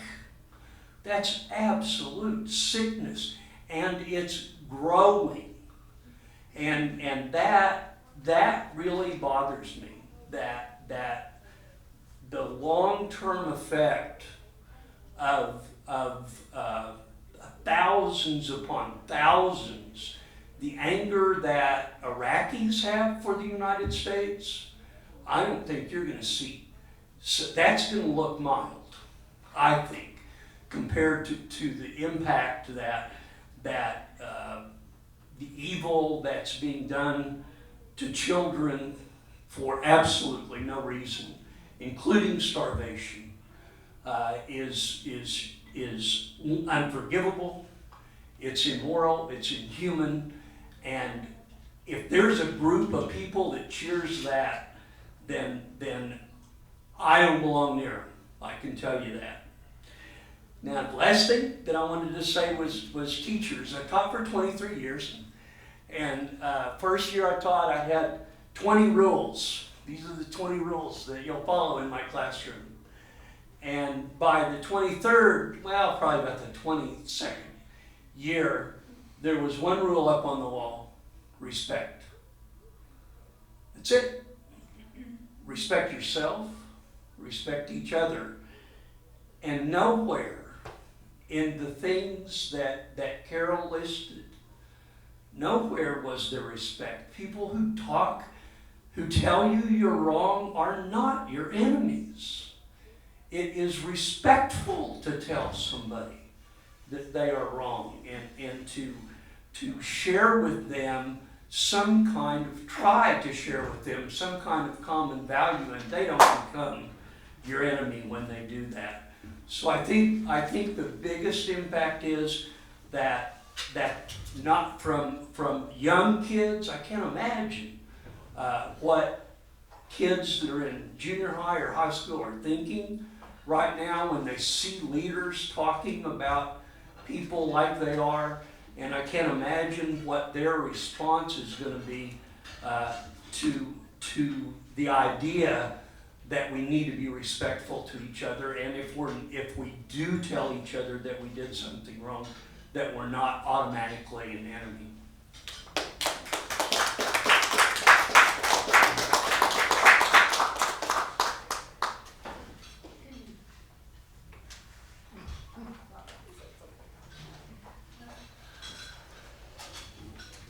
I also want to thank Carol for speaking tonight, especially with laryngitis. It makes it really tough. I wanted to say something first about gun control. If you really want to, we hash back and forth every time. It comes up very often. And we have the same stories going back and forth, the same stories about somebody, and it never goes anywhere. But people are taking actions. And this coming Thursday, I believe, at the Democratic office of 1414 North Washington, the head of Moms Demand Action, which is a gun sense organization, and NRA people are members of it as well. It's not just Democrats or anti-gun people. It's people that know that something has to be done about the guns. I heard Dan Wood, who's running for the Supreme Court of Texas, I believe, say this week that the Chief Justice of the Supreme Court has recently written saying that it's not unconstitutional for limitations to be put on guns. It's not unconstitutional. And I used to be completely anti-gun, but I've heard things, I have an aunt that lived in, she and her husband lived in a very remote part of woods in Oklahoma. And one evening she was home by herself. There's nobody out there. It's really isolated. And these people came up on her porch drunk and beating on the door, trying to get in. And she said she took that rifle and cocked it. And when they heard that cock, they took off. Well, I see that people living in remote places, and they talk about West Texas. There's people in the schools there that want guns. We actually do have guns in Dallas schools now. In the high schools and the middle schools, there's at least one police officer armed in every school. And you don't want kids around guns. You don't want them around guns. But this organization has put forth some guidelines. Lorraine, I believe, asked about the guidelines. She's put forth guidelines. So I would really encourage you to look at that up on the internet, Moms Demand Action, or come to her presentation. The national head of that organization is going to be there this week. And about money and politics, I just recently learned about clean elections. I have worked some with American Promise, and I'm talking about that here. And so that's another thing you can look into. They're trying to get a constitutional amendment. It's not anything that's going to happen soon, but it's a national initiative to get limitations put on spending money in elections. Let's see. Oh, in the voting, we do have a record of for recounts, because we have recounts here in Dallas. I know a lady who was elected as a Texas legislator in Irving, Texas, and she lost, and she had a recount and won after the recount. So there is a recount done. There is some paper there. Those are great things. Now to Trump. I've talked about, and I don't know if this is the article that Carol talked about, but in Atlantic Magazine, they have several pages of documentation of Trump's racism, and I've talked about that here. And for disabled people, when they were building Trump Tower, he went to inspect the elevators to see how they were designing the inside of the elevator. And he saw these little dots. I've talked about this. And he said, "What are those dots there for?" And they said, "Those are for blind people. Get those off of there. We're not having any of them in this building." That's what he said about blind people. And when his father died, he made some effort about to get himself, something he did to change the will, to get himself to be in charge of all the money, not his brothers and sisters as a group, but him. And his sister, who's a judge, found out about it and put a stop to it. And then after the estate was settled, one of the brothers, who was an alcoholic, I believe they said, they didn't give him any. He didn't get any of the inheritance. But one of them had a child that was disabled, and they cut off his care, no care. They cut off his benefits and care. I mean, this is how he does with his own family, and you wonder why he likes Kim Jong-un, who threw his family to the dogs and killed them. You know, these are the people he identifies with. What is really scary when you say, how low can you go? I'm afraid it has yet to be seen. Because when you see a person that is so taken with power and control and thinks they're going to lose it, it's scary to think what might happen. And that's my biggest scare right now, is what's going to happen when he's no longer elected or no longer, whatever. I guess that's my main concern. Oh, in the paper this week they had an article about how his base is raising a lot of money to attack the press. Well, we know what that is. When the press can't be trusted, that's, what is the term for that politically? Anarchy? Yeah. And that's the first thing. And then I heard a commentator saying that when the press is attacked, people don't vote. So that's, that's one thing he's already got going for himself.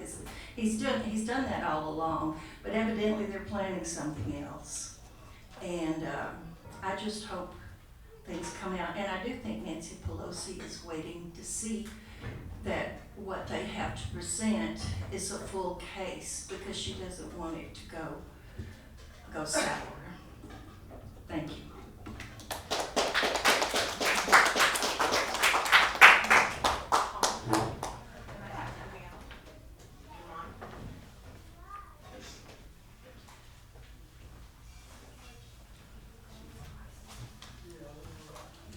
Okay. Trump may be your ass, okay, or do you say ass. I don't know how. Too much emphasis on the R here. Okay. Okay. Whatever it is, but those who just love Trump to death, okay, that's all good and fine. Our position is he is, yes, an ass, but he's a really pathological, lying ass on top of everything, okay? He also, you know, the people that think that that he walks on water, okay? Well, he's already declared himself the chosen one anyhow, so I'm not surprised that they've come to that conclusion. I don't feel it. I'm not someone who hates. And I do not think that Democrats, who are considered to be the enemy to Trumpians, I don't think the majority of them hate either. I think we find ourselves in a twilight zone, okay? We are all walking around dazed as to what is happening before our eyes. Things that we have really not, experienced to the degree that is in all shapes and sizes of truly dysfunctional government, life, civility is ended. People think that they can now have at anyone they choose to if they're an immigrant, a minority, or what have you, because this idiot has given them a voice that they would have at least had some reservation to keep under wraps before he walked into our lives. So yeah, I'm dazed, okay? And I know that there's still more to come, okay? And I'm disappointed that people cannot see through this guy. If they didn't have enough history about him before he was even elected, what's occurred in office should be, put them in a state of appallment, not to somehow elevate him, to the clouds, because it's atrocious. And so I am dismayed that people continue to buy into his empty promises that change the very next day anyhow. And they just think that he's this. I mean, if you really pinpointed most people that are heavy supporters of Trump and said, tell me what he's done that has benefited America as a whole and each and every individual citizen that he has sworn to serve office, to be in office to serve to the benefit thereof. And they would never, they just don't come up with anything. Border security? What is border security? Okay, Obama actually deported more people. And it's sad that we even have to be standing here saying, well, gee, which one deported how many and what? These, and especially from Central America, these are people that are running from a horrible life. Can we take every economically deprived individual from the world in through our gates? No. Over time, that is not going to happen, okay? Or any country for that matter. But we're not doing anything to help on the world scene. I don't disagree with the speaker that said America's cost millions of lives around the world. We absolutely have. We are not, there's nothing exceptional to those people who believe in American exceptional about many of our foreign policies, okay? And we really need to wake up and be aware of that, admit wrong, and move on, not only internationally, but very much domestically as well. Our history is not a very happy one for many, many people in this country. And the other thing is, in my twilight zone, the obscenity of his self-aggrandizement is nauseating to me. Totally nauseating. And he's the only one that put forth his praise, unless he forces his cabinet to sit around a table and say Hail Caesar to him. No one else is out there doing this. It's all about him, and he only talks about him and himself, and tells the world or anyone that wants to listen how wonderful he's been. He's been the best at this, the best at that, and blah, blah, blah. Okay? And the fact that he went to El Paso, no one in a hospital bed, being there because they have bullets in them, would see him, obviously, because they very well knew why they were in those hospital beds to begin with. Okay? But what does he do? He's got Teflon skin. So he takes this occasion, obviously, to talk all about himself and the crowds. Not the wounded or the horror show of gun violence or anything else. He actually had the audacity to stand in there and talk about the crowds that he drew at one of his, and standing room only, and the parking lots were full as well, which is utter rubbish, and Beto only drew 400. This is sick, okay? And I don't understand whether you're a Democrat or a Republican that can watch that and think that's perfectly okay. Okay, and this is not hate, it's disgust. Okay, at all of his actions. Okay, and we've got to really get our act together and start to really open our eyes and our ears. Because this man is not in this office for the benefit of Americans. This man is in this office for the benefit of him and his legacy, which one can only hope will be written in the history books as going down the toilet and the worst president, because he deserves those accolades. Those are the accolades he truly deserves.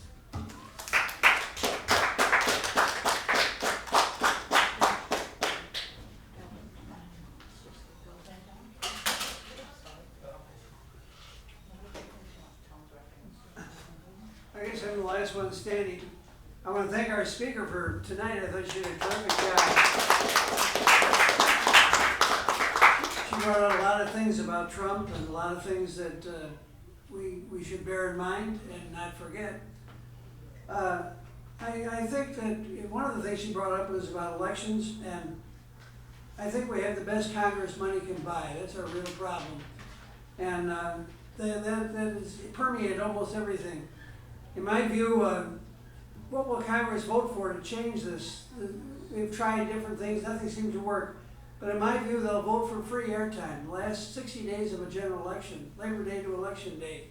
Why will they vote for it? Because they get to keep the money they raised, and there's no history in this century, really, of an incumbent being defeated by a challenger.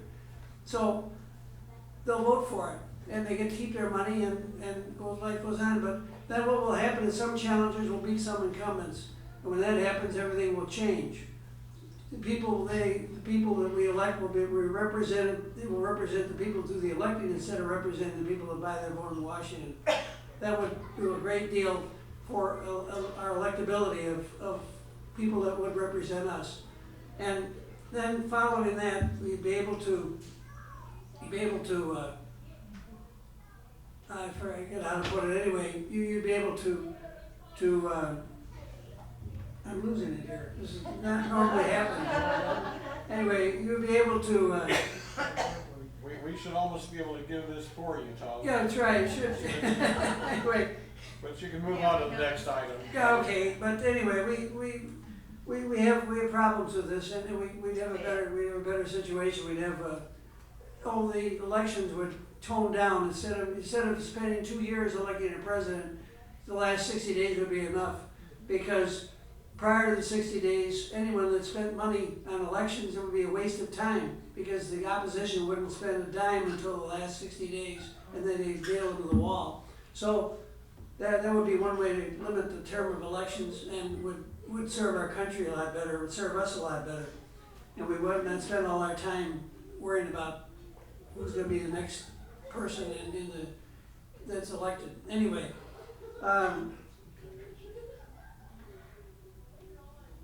After World War II, taxes were graduated up to 90% to pay off the debt that we had as a world leader. We're now $23 trillion in debt, In my view, the wealthy should pay a much higher tax until our serious debt is paid off.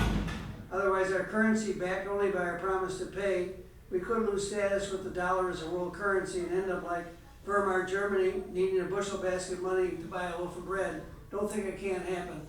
And that's something we need to think about.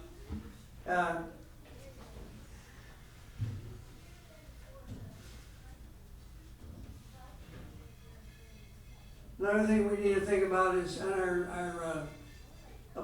the presidential candidates that are ready now have been talking about Medicare for all and a public option. In my view, a public option would probably be better because you could evolve into a Medicare for all, into a situation of universal health care. You gotta remember that unions representing people gave up wages in order to get health benefits. And if today they were to lose those health benefits in the process of getting taxed for a Medicare for all benefit, we'd be abetting class warfare. The entire burden would be on everyone else who works for a living. They would be set back years from what they earned as working as employees for an employer. So this has to be addressed. This has to be put in as part of a health care plan. On the gun control issue, I wrote to the governor of Texas some time ago. That was when we had the Santa Fe incident, if you remember that.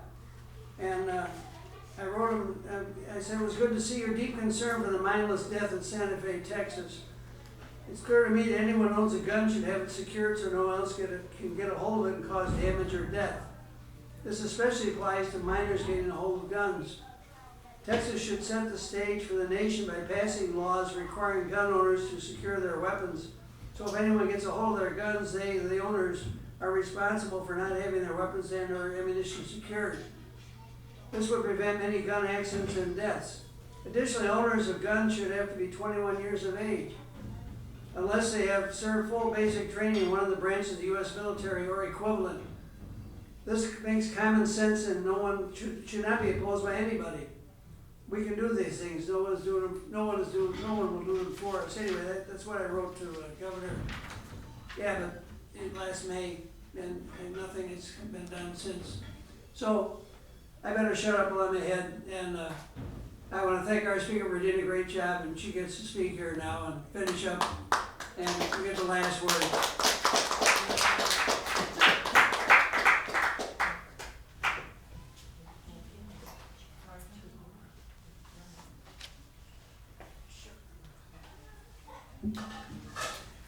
Well, I've been taking notes furiously, as all of you made really good points. I want to start out by telling you all that I believe in America. I have always loved our country, and I think that you can know that something's wrong or something needs to be improved without disrespecting your country. And I think Gary made a great point, which is even if you disagree, we still respect. And I have always appreciated this group because you don't always agree, but you respect each other. You respect each other's opinion. I think a lot of times when we disagree on a particular issue, our knee-jerk response is to take it to the extreme. And I'm going to give you an example. Like if a woman wants to have the right to have her own choice on whether or not she carries a baby, the knee-jerk response of the other side would be, oh, so you want to kill babies. When in fact there's room there to actually have some discussion about when it would be appropriate and when it would not be appropriate. And immigration, when we start talking about DACA or how you might be able to earn your way in as a citizen, and then the other side might say, oh, you're just going to open the gates and let all the immigrants in. Well, no, that's not what you were saying, and I don't think anyone here or outside of this room actually thinks that we ought to just open the gates and let everybody in. And then, of course, gun control is no exception. A lot of times when you start talking about limitations that can be made, like a background check, to prevent someone with mental illness from having and operating a gun, then sometimes the knee-jerk reaction is, oh, well, then you don't believe that we all have a right to a gun. I actually believe that everybody has a right to a gun unless they are not mentally fit to have a gun, or unless they have a history of, let's say, domestic violence or other kind of violence, which would make us believe that it would not be safe for that person to have a gun. Because you can't just look at one individual's right. You have to look at the whole picture on how it affects America. I think when you start talking about the press and Trump saying that it's fake news and that's why he picks on him, and the press feeling like they have the need to tell it like it is about Mr. Trump, it's really a which came first, the chicken or the egg argument. I mean, I know what Mr. Trump would argue, but one could also argue that he came out swinging the very first appearance on that campaign trail and started attacking the media from the get-go. So I'm not surprised that the media doesn't like him very much or feels compelled to tell it like it is. I think that what Mr. Trump is experiencing is what we call consequences. It's something that I personally, as a mother, taught my children, that there were consequences to our actions. And Mr. Trump, I believe, has been in a silver spoon in his mouth type situation for so long that he has not experienced many things where he has to deal with the consequences. And the chickens have come home to roost. You know, you can't criticize women and blacks and Hispanics and immigrants and the disabled and gays and the poor and practically any other group and then expect those groups to feel warm and fuzzy towards you. It's not going to happen. I also am constantly amazed at how he attacks and blames what I call ghosts. You saw the movie I See Dead People. Well, I think Mr. Trump sees dead people. He still, whenever he thinks about it, he still will attack Senator John McCain. He's dead, Mr. Trump, he's dead. He's come out and attacked Barbara Bush, who is probably one of the most beloved first ladies in the entire nation, whether you're Republican or Democrat. And you want to say, Mr. Bush, she's dead. Can you not leave her alone? He attacks all prior presidents. He will never accept the blame for anything. He will point to it and say, oh no, that's Obama's fault, or Hillary wasn't a president, but he'll say, oh, it's Hillary's fault. He's even come out and said it was Bush's fault. And of course, the Bush family are no big fans of Mr. Trump. But what Mr. Trump is a reality TV star. And he never left show business. And he's up there in the White House, and it would not surprise me at all if after he leaves the White House, he wants to put on a show about him being the president in the White House. He probably has somebody following around with a video camera, just to do that. But Mr. Trump, your show is about to be canceled. And we've all heard the story about the emperor's new clothes. Well, he has worn out his welcome He continues to tell us how smart he is and how wonderful he is, and just as you said, the self-aggrandizing. He continues to tell everybody how great he is, and yet we're starting to see the cracks in the foundation. These tariffs that he installed on different groups. Well, we're finding out that the farmers are second wind. They cannot exist. He claimed, oh, well, don't worry, I'm gonna, give some relief to these farmers. Did he give relief to the little mom and pop farms? No. He gave relief to some of the big farming corporations. That's right, because he can identify with them. He doesn't identify with the small farmer. It is time to pay the piper, Mr. Trump. And after insulting the women and the blacks and the Hispanics and the gays and the disabled and the poor, those groups are not going to vote for him.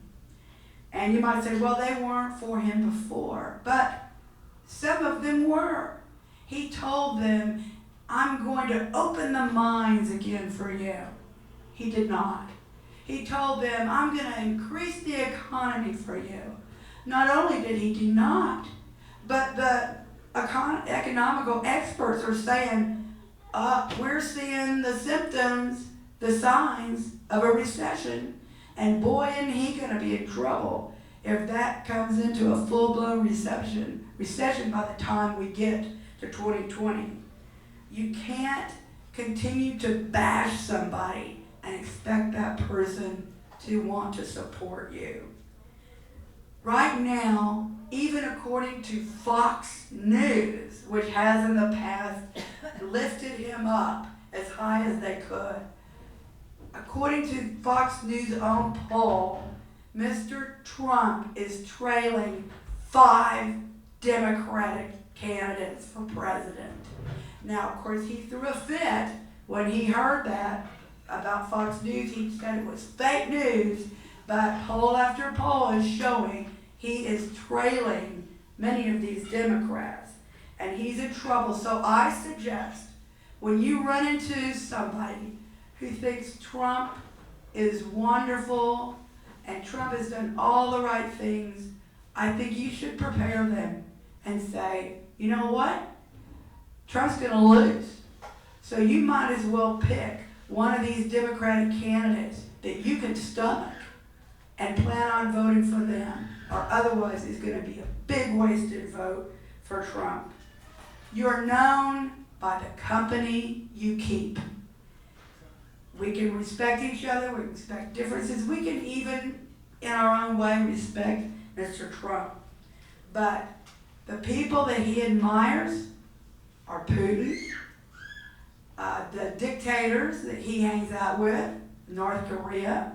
He even met with China, tried to work something out before he didn't get his way, and then decided to do a tariff. And with these countries who have been, let's say they have not been our friend in the past, for him to hang out there, for him to cover up a murder of an American press member, for him to do all that, we say, Mr. Trump, we know you by the company you keep, and you're not hanging out with the grassroots. You're not hanging out with Americans and working for the betterment of America. You are hanging out with dictators. Last election, the political experts warned us about a blue wave. The Republicans poo-pooed it. My counterpart, the Dallas County Republican Party chair, was in a debate with me, and she said, oh, maybe the blue haze, not the blue wave. Well, all the signs were coming. The Democrats were winning in the special elections up north and the east, coming down even in the south. And by golly, we had the biggest turnout we had ever had with that blue wave in 2018. And the next morning, my Republican county chair counterpart called me and congratulated me on the success that the Democrats had had. Now, of course, I congratulated her on the statewide Republican victories as well. But I'm telling you now, this is not going to be a blue wave. Political consultants are telling us that in 2020 is going to be the biggest turnout, bigger than 2018. And why is that? Because people are mad. People see the guy in the White House flitting around, golfing every weekend, doing things that hurt other Americans, lying, as we said, 12,000 lies already in 3 years. Now, yes, I'm sure that other presidents may have lied here and there, but not 12,000 lies in 3 years. So we were not having a blue wave. We're going to have a blue tsunami. Thank you.